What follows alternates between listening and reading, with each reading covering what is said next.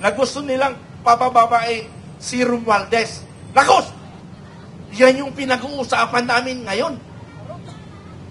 Yan ang pinag-uusapan namin ngayon kung paano namin simulan na tanggalin bilang Speaker of the House si Romualdez. Bayang ba kayo? Hayag! Bayang kayo! Hayag! Hello! Hello! Pilipino! Mabuhay ang Philippine National Police! Mabuhay ang Philippine National Police! Mabuhay ang Armed Forces of the Philippines! Mabuhay! Mabuhay ang Pilipinas! Mabuhay! Mamatay na! Romualdez, ay, kung napanood nyo nga pala, sa aking mga vlog, sa Makabayan Informative Channel, ilang bisis ko nang hinahamon si Speaker Romualdez na suntukan. Ay! Malapit na tayo magkita! Ha? Hinahamon kita ng suntukan! Pero sa labas ng gate, huwag sa inyong sesyon kasi delikado. Makukontim ako. Pero hinahamon ko siya. Siguro pang-siyam ko ng panghamon kay Speaker Romualdez na isang kawatan. Hindi ko alam kung saan nanggagaling ang kanyang budhi. Pero ito ang magandang announcement ko, magandang balita mga kababayan. Hinaan ko lang. May natanggap akong balita. Ngayon lang, di ba napansin nyo kanina? May lumapit sa akin. Ang binulong sa akin, Sir, may kasama ako dyan sa loob ng Kongreso ngayon. Ang sabi nila, Buddy, saan ka ngayon? Sabi niya, nasa probinsya ako. Sino ba yung mga nagsasalita sa labas? Yang mga tao na yan ay nagmamalasakit sa taong bayan na gusto nilang papababae si Romualdez. Nakos! Yan yung pinag-uusapan namin ngayon.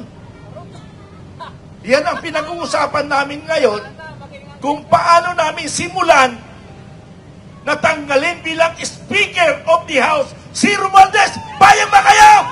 Hayag! Bayang kayo! Hayag! Sambayan ng Pilipino!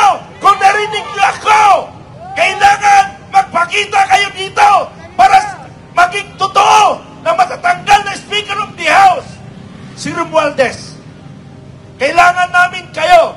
Ako ay isang representante ng isang retirado ng Men in Uniform Personnel, MUP. Ako ay nag-volunteer para lang iparating sa inyo, mga kaibigan,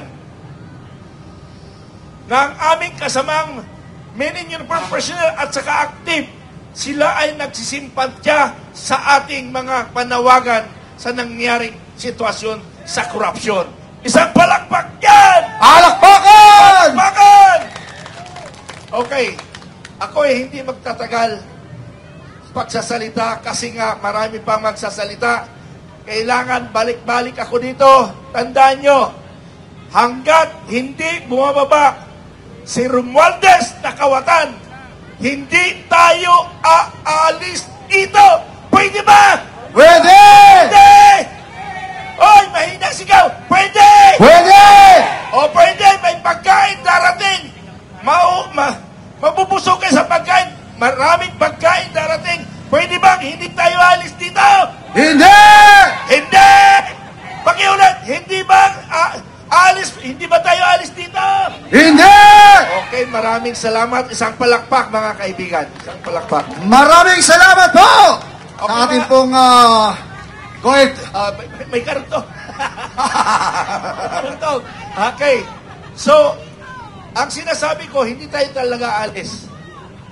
May mga retired na sundalo at pulis na sa paligid nyo at nagbamanman sa inyo na kung sakaling mayroong manakit sa atin, ay nakabantay sila. Mayroon akong dineploy na mga retired military dito. Mga, kung alam nyo, Scout Ranger, Special Forces, yun ang dispatch ko dito. Mga elite forces ng armed forces. Marami nang pinagdaanan sila. sa kahirapan sa kabundukan. Okay. Ang kapulisan, isa sila nating kaibigan. Isa silang nagsasakripisyo sa atin. Sila ay tagapagtanggol natin ang ating kapulisan. Kaya huwag natin silang sasaktan. Dahil tao lamang sila na marunong masaktan kung yung sasaktan. Sila ay nakikiayo sa ating mga ginagawa para sa ating sambayanang Pilipinas.